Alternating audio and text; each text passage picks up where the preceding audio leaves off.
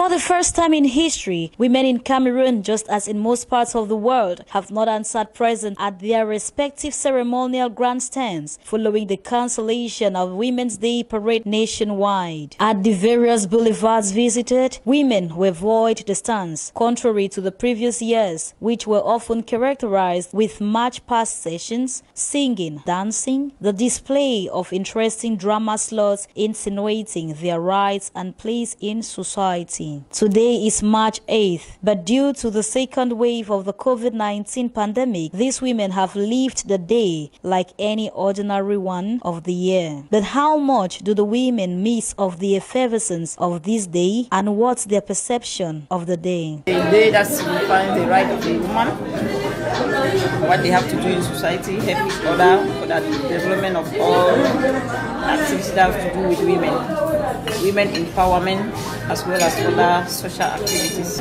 C'est une occasion pour la femme de se rappeler de ses droits, non pas que les autres jours on n'a pas de droits, mais c'est une journée particulièrement mise en avant pour la femme, de se rappeler de ses droits, de se rappeler de ses valeurs, de se rappeler surtout de sa place dans la société. Enlever 8 000 francs, acheter des nappes. On the streets, only a few women could be spotted dressed in their Women's Day fabrics, with so many less concerned and focused on their daily routines. However, talking to some men about the cancellation of this year's outdoor parade and also the importance of the day, their thoughts are diverse. Non, le 8 mars n'est pas nécessaire. Ah, elle va exagérer, tu vois. Il y a les femmes qui n'ont même pas fait la cuisine.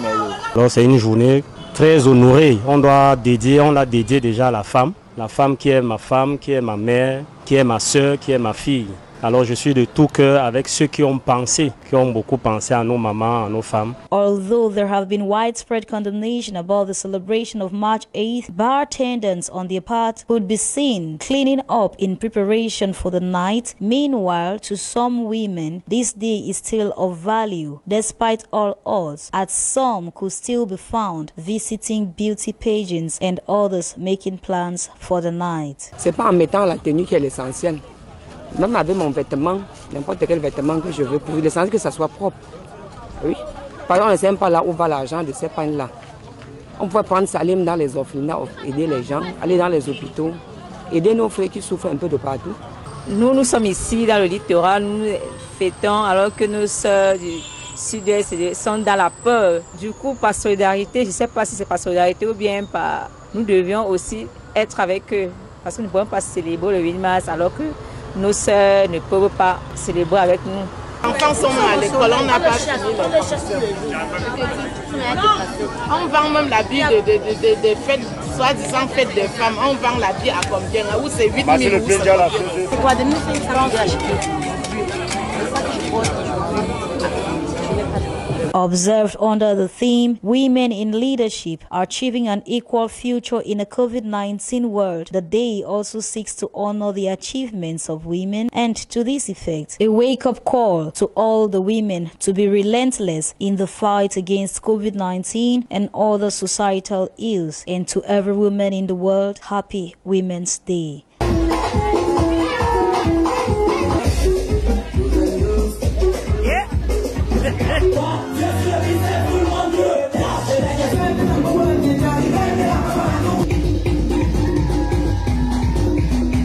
Reverend Kang Dennis Tem, 52 and father of 5, was yesterday, March 7, 2021, commissioned as the 3rd Presbyterian Secretary for Mungo and Parish Pastor of Presbyterian Church Bornaberry by the moderator of the PCC, Right Reverend Funky Samuel Foba.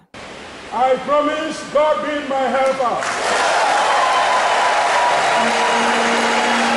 Citing the challenging situation in the country, from Boko Haram insurgency up north, the Anglophone crisis and how it has made life and activities difficult for the church and the country as a whole, the PCC moderator Reverend Funky Samuel Foba, who carried out the institution and induction ceremony, urged Reverend Kang to discharge his duties with faith, taking into consideration the words of 1 Thessalonians 5 verse 18. That he should be able to give thanks in all circumstances, because that is the basis of ministry, to enable him to forge ahead within these trying times with a message of hope to the people of Mongo Presbytery and Bonaberry Parish. Reverend Kang Dennis Tem, described as a strict but jovial pastor, pledged to pull congregants of PCC Bonaberry closer to God. I am thankful for the love and the confidence bestowed upon me for the church to think that I can manage a congregation of this magnitude and a presbytery of this importance. I just keep giving thanks to God, and I think that from the sermon preached and from the word of impartation given to me, I'll be humble enough to do the work that God wants me to do in this place. As per the situation of coronavirus that has affected the Presbyterian Church in Cameroon, the moderator says, I'm calling on all Presbyterians and all the people of Cameroon to follow the barrier measures repeated by the Prime Minister and Head of Government and by the World Health Organization. We hope that will help to curb the pandemic. The twin ceremony at PC Bonaberry brought together some government dignitaries, including Minister Rose Mba Acha, a college of pastors from within and outside the parish, traditional Muslim and Reverend sisters from the Roman Catholic Church. It equally saw a performance by a traditional dance group from Wum, Menchum Division, Northwest region of Cameroon, where Reverend Kang Dennis was born, giving the event the steam it deserves.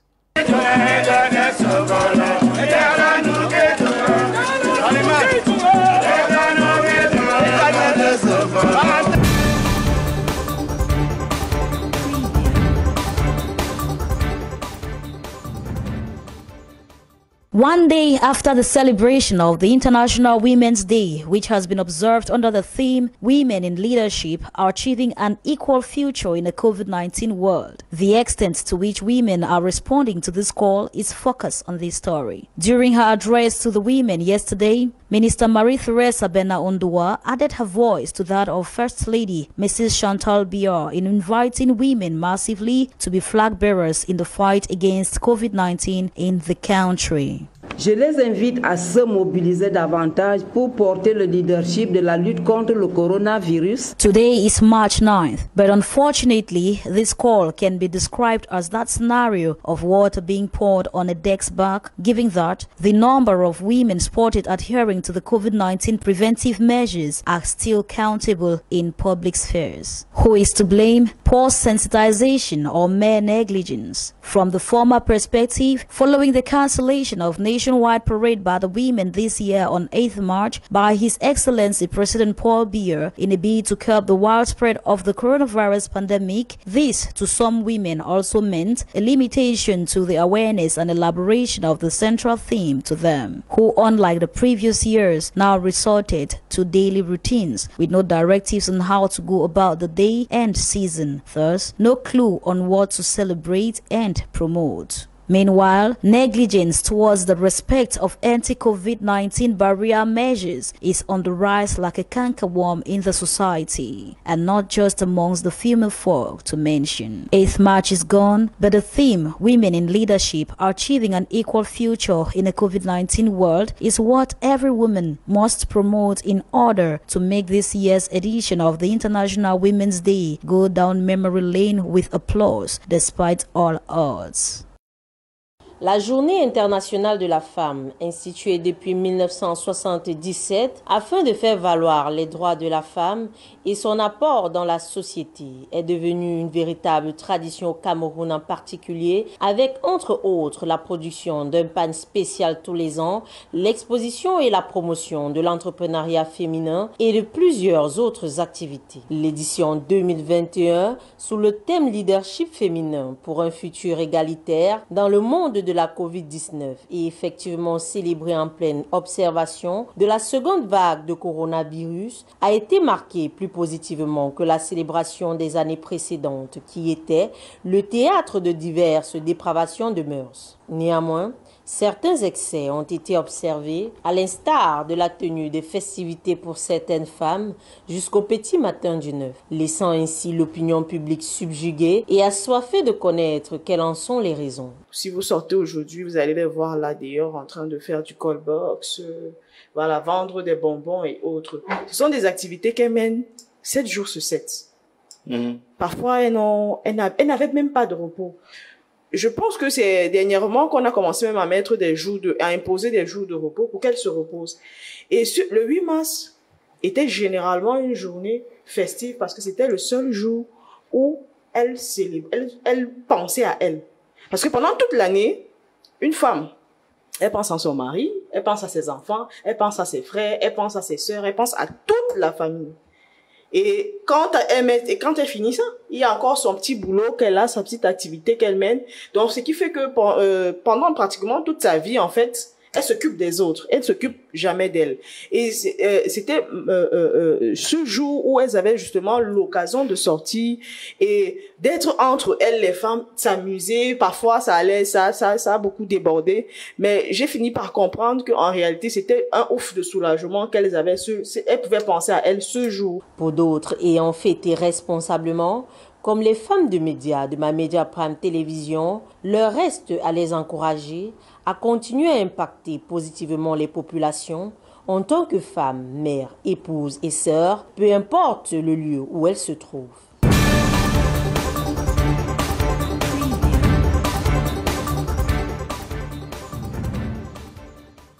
Some 70 women drawn from Fako Division and other regions in Cameroon have benefited from a one-day sensitization and empowerment workshop organized by the United Action for the Underprivileged in partnership with sister civil society organizations with similar vision. The workshop, which took place at Golf Club Tico, brought together underprivileged women carefully selected from accredited associations in their areas of residence. Addressing participants, the CEO and founder of the United Action for the Underprivileged, Honorable Etoke Frix Ngeka, noted that it is better to teach a woman how to catch fish than to give her fish. He added that empowering a woman is empowering a nation, since women play a primordial role in the growth of the family, which is the germ cell of the nation. He promised the underprivileged women that a follow-up team will be visiting them to find out what it takes to expand on their businesses, as startup or seed capital will be made available in the days ahead to fund women who want to engage in businesses or already operating small business schemes. Today I be very happy. As my own pikin, I call and say my pikin. You don't call me for empower we until we go help we. So I be the sell fruits, then now I don't decide for add things like goats and pigs then why I want build the fence on my backside. So I the pray say that God way don't give you that sense for start this business. God go bless you. And God go gree make it lack because only widows then will get them. Now my president this it's too much for this tico. The women were drilled by business facilitators and civil society leaders on how to start up and improve on their businesses, sustain them, and staying healthy with the new wave of the COVID-19 pandemic. The workshop equally witnessed the handing over of startup capitals to some participants, while others were advised to wait patiently for their turn. Certificate of participation was equally handed to every participant who took part in the one-day empowerment workshop. I did sell corn, I did plant them, I used to sell, and then sometimes I did go buy bags of corn, then I did retail, then I did sell firewood too for door. It go really improve them. It go improve me more for do because if I be the buy now two line, now if you buy 3 or 4. The gesture is coming at a time when several women and families have been rendered homeless and poor as a result of the ongoing socio-political crisis in the northwest and southwest regions, causing families to abandon socio-economic activities and flee to safer zones for want of safety and survival.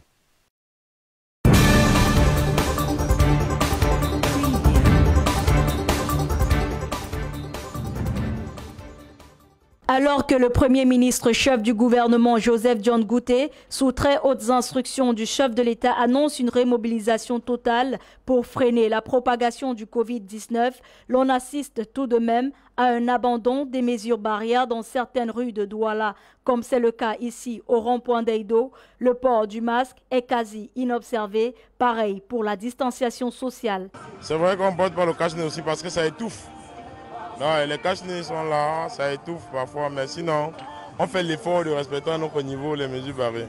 Et même l'annonce du ministre des Transports, Ernest Ngalé-Bibéi, exigeant le port du masque et proscrivant la surcharge dans les transports en commun, semble n'avoir aucun effet sur les conducteurs de transport public qui, eux, sollicitent d'abord des mesures d'accompagnement. Le ministre a demandé qu'on respecte les mesures barrières, mais ce qui est qu'au Cameroun, quand on nous demande de respecter les mesures barrières, il n'y a pas de mesures d'accompagnement. S'il y avait des mesures d'accompagnement, on devait respecter toutes les mesures de barrières, car les gens, problème de cache-nez, vous avez raison. Hein? Le domaine de transport que nous sommes à l'intérieur, le ministre n'a pas amené des mesures d'accompagnement. Il faut qu'ils amènent des mesures d'accompagnement. Dans tous les pays, nous constatons que quand il y a confinement, il y a mesures d'accompagnement. Mesures d'accompagnement qu'il cite. Première des choses, diminuer d'abord le prix du carburant. Deuxième des choses, assouplir les taxes de transport. Oui, là, ça amènera les transporteurs à prendre des mesures conformes comme on le demande. Dans le marché de Bonamoussadi, c'est le même constat. Les populations vaquent à leurs occupations comme si de rien n'était. Aucun dispositif dans les entrées pour le lavage des mains. Pour certains encore, le coronavirus n'existe pas. En passant d'abord, il n'y a pas le corona au Cameroun. Hein? Parce qu'on n'a jamais vu quelqu'un qui est mort du corona. Le gouvernement veut seulement justifier les affaires de l'OMS, même l'affaire des vaccins qu'on dit dehors là. Il n'y a rien, il n'y a pas le corona dehors, puisque le corona n'est pas tué un Africain. Il n'y a pas de Camerounais qui meurent du corona. C'est le mensonge. Regardez au marché, tout le monde va à l'occupation. Personne ne le cache ni. Il faut justifier les dépenses que le gouvernement a pris l'argent à l'OMS. Bien que les populations accordent de moins en moins de vigilance à cette question d'ordre sanitaire, d'autres les respectent encore. Comme c'est le cas pour cet usager qui trouve que le port du masque a plusieurs avantages. Je vois que c'est très important de porter le cache-nez, puisque quand tu portes ton cache-nez, rien que la poussière ne t'étouffe pas n'importe comment. La salive, il y a les gens qui parlent, la salive ne fait que sortir. Non seulement il y a les hépatites, quand quelqu'un parle, tu ne sais pas, tu es en train d'accumuler la saleté dans ta bouche. La saleté sort n'importe comment. Au regard de cette situation qui peut être vecteur du virus, le renforcement des mesures barrières reste à l'ordre du jour. La recrudescence de la criminalité et de la délinquance juvénile en milieu scolaire est de plus en plus accrue dans les établissements scolaires du Cameroun. La région de l'Est n'est pas en marge du phénomène. Les lycées scientifiques et bilingues de Bertois ont des fortunes diverses. Le premier établissement cité avait un effectif réduit de 800 élèves environ et le système de contrôle par vidéo-caméra a pu juguler le phénomène. Ici, tout est calme et serein, comme le confirme son chef d'établissement. Pour ce qui est des violences en milieu scolaire, je crois que nous procédons ici par une sensibilisation de proximité. Nous avons réparti les secteurs de surveillance dans tout l'établissement.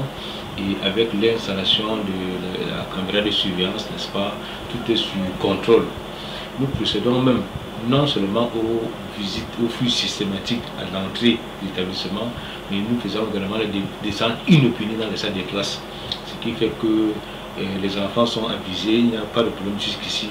Et résultat, tout va pour le mieux, puisqu'ils savent que c'est pour leur propre intérêt, donc il n'y a pas de problème jusqu'ici au niveau du lycée scientifique de Bertois. Par contre, au lycée bilingue de Bertois, avec un effectif pléthorique de plus de 6200 élèves, c'est un véritable combat de titans qui oppose élèves clandestins et encadreurs. Heureusement, fort de son expérience dans la gestion des établissements, le proviseur a pris le taureau par les cornes et les résultats ne se sont pas fait entendre. Plusieurs élèves clandestins, une dizaine pour être plus précis, ont été appréhendés et traduits devant le parquet où ils répondront de leur forfait. Quand même la discipline, les gens peuvent avouer que le lycée bilingue est très discipliné, mais il y a un phénomène que j'ai constaté où le phénomène des élèves fantômes, les élèves qui ne sont pas des nôtres, parce qu'ils savent qu'il y a l'attroupement au lycée, ils viennent avec les tenues, nos tenues, les noms ne sont pas sur la liste des classes, et quand on les arrête, on les transfère à la police. Tous ces exploits dans la bonne gestion financière et managériale lui ont valu le prix de la gestion financière des établissements scolaires publics, décerné par un panel composé de journalistes et juristes au sein de l'Association des journalistes d'investigation financière à Yaoundé. Les élèves aventuriers au sein du lycée bilingue de Bertois sont désormais prévenus. Un gendarme d'un autre genre y est installé. Et ceci pour le bonheur des parents et des autorités éducatives de la région de l'Est qui peuvent désormais dormir tranquilles. From one challenge to another, these are some internally displaced persons now taking refuge in Bonamume, an outskirt around Bonaberi Douala. Their reasons for being here go beyond the ongoing battles rocking the restive Anglophone regions, and to many, the loss of shelter, material possessions, and even human lives. Well, I study here with this pikin. Thing will happen for me before I want come around come here. I've been stopped for house with this pikin. I don't know say something they pass for road. Then as I stop the cook job for them, I want see they come now we're gone. As they come we're gone, start put fire for my house. Well, I don't know me the thing where they pass, so I go hide. We just came for corner plant, see, sleep for down, but then burn the house. Suit gone for my door. Suit gone. I don't know me. I don't even know say now what did they pass. I'm from Kwakwa. Now the crisis one start. We dey Kwakwa. Time the crisis start. We dey poor and come house. They come to Kwakwa. Run into the bush. After we run into the bush, we are coming back. We don't burn down our house. We didn't kill my master. Karen, popularly known as Mama IDP, is the founder of this new hub. So it's because of the crisis that I'm here in Bonabome. Today makes to 4 years. So I was one of the person who came ahead when it started. So when I'm called Mother IDP, it's because when people were running from Amanda coming here, I was the one who was keeping them at home after they looked a different place to stay. Today, Bonamume harbors close to 500 internally displaced persons, and an increase in population with no amelioration to living standards is chaotic. This is the main challenge they face on a daily basis. We not get something doing for Douala, we just stay. Landlord will come with your own problem. Tell una no pay, una will come out. Begin they go school. Because of school fees, they need to leave them in peace. They concussion, but men alive, Saways loud because of war. If war not be there, we not find ourselves for the year, all kinds of. Go through a lot, very a lot. First, I did for my own country. I need to feel free for day just because I live my own land, come for different land. When you shouldn't want to talk small thing, they say see the camp no go there. That means you not get voice everywhere. If you should for some place talk. Because when for year the life may be easy. May be easy. If we for day for wrong go back, but make no means for go back. Even for year for fit the classroom. The one like in a play way might be able to. We might be able to stay for day. Because all things for year they come up more. As well go work, they give pay we no money. The cost we. However, the previous worries can be termed better, not upon visiting these ladies who's been ousted from this 2-bedroom planked house. For 8 months now, she says she's not been able to foot in her rentals. The mattress, which belonged to the landlord, has also been seized from her. In tears, she now narrates.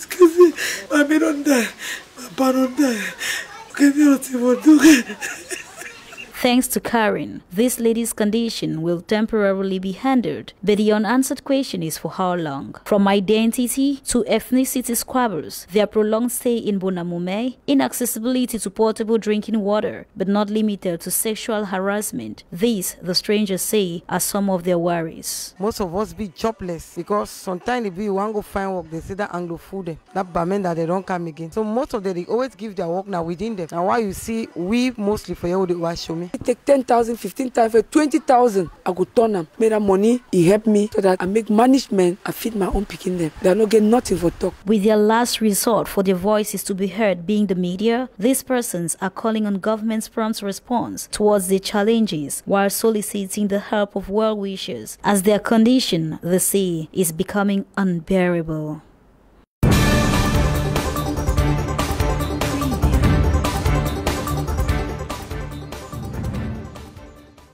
The Center for Human Rights and Democracy for Africa, CHEDA, has documented the massive rights violation and abuses by both the military and separatist fighters in the troubled English-speaking regions of Cameroon. It should be noted that between 2020 and 2021, both the security forces and separatists in the restive regions have grossly violated and abused human rights in different dimensions. In its publication, CHEDA notes the merciless killing, burning, torture, harassment, intimidation, and wanton shootings, including other aspects of gross human rights violations carried out by the so-called restoration forces. The report focuses on events from October 2020 to February 2021.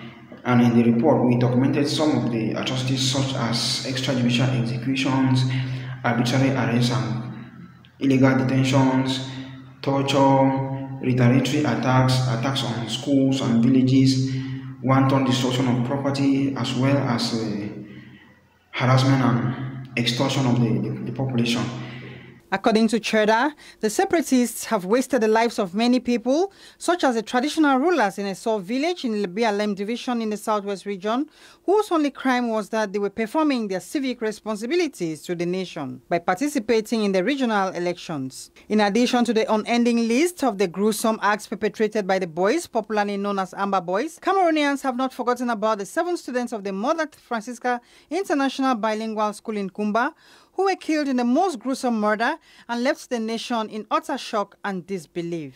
The Bala Rights Organization has equally documented atrocities carried out by the Cameroon military on civilian population. Cheda said, apart from torturing civilians, the Defense Force has equally adopted method of indiscriminate shooting of people and burning down houses. With the alleged atrocities committed by both separatists and military, Cheda is calling on the government to carry out proper inquiry into the root causes of the crisis. It should be noted that the government had set up an inquiry to investigate the famous Ngarbu massacre and perpetrators held accountable, which is a good step in the right direction in seeking lasting peace. When the Ngarbu massacre was committed last year, February 14, the government of Cameroon set up a committee which investigated the atrocity, and some members of the defense and security forces were identified, and they are facing trial in Yaoundé now. And we think that it is a good step towards ensuring accountability and for the rule of law to take precedence. We recommended to the government to ensure that every other atrocity committed against the civilian population from the start of the crisis till date should be investigated. The rights organization strongly condemns the atrocities of both the separatists and defense forces of the country and call on government to continue seeking ways to find lasting solutions.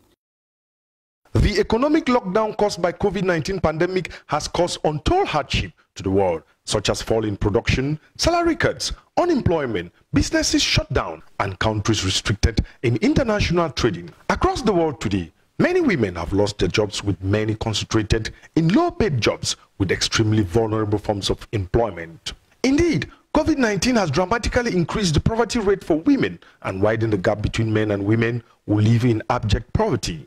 It is against this backdrop that the Women's Orientation Group, through the Ministry of Small and Medium-Sized Enterprise, Social Economy and Handicraft, organized the first ever African Women Emerging Entrepreneurs Marketplace with the objective to catapult the handicraft sector into industrial markets, giving opportunities to women to encourage them emerge as entrepreneurs, taking into consideration that women constitute 75% of the handicraft traders and manufacturers in the world. Addressing participants drawn from Cameroon and Nigeria, the CEO of Women's Orientation Group, who doubles as the vision bearer of the Awis Marketplace, Madame Kidlikeya Floritia, said that Awis Marketplace is a platform for women all over the world to showcase and exchange their products for consumers to buy. She added that the Awis Marketplace is an innovative hub and not the customary trade fair. On this year's edition, we are doing clustering in textile industry, where we'll be expecting women to come up with textile industries to produce fashion clothes from Cameroonian origin that can be sold all over Africa. The second phase of the forum witnessed a workshop where participants were grouped into clusters according to their areas of specializations, as well as a marketing platform identified for them to sell their products. The impact has really been felt as many people from in and out of Cameroon has been able to come here and get products, and as well discover new products which were not on the market but are found specifically here. Present to launch open the first edition of the Awis Marketplace was the divisional officer for Limbe 1 subdivision, Acha Gilbert Quenti, who said that The Ministry of Small and Medium-Sized Enterprise, Social Economy and Handicraft has been working tirelessly on developmental strategies to revamp the sector within its competence away from the coronavirus pandemic, considering the stake it has on creativity. He thanked the director of the Regional Handicraft Center for hosting the event, an eloquent testimony of the ministry's aligning words with action in a bid to ensure that craftsmen and women have the necessary visibility they require.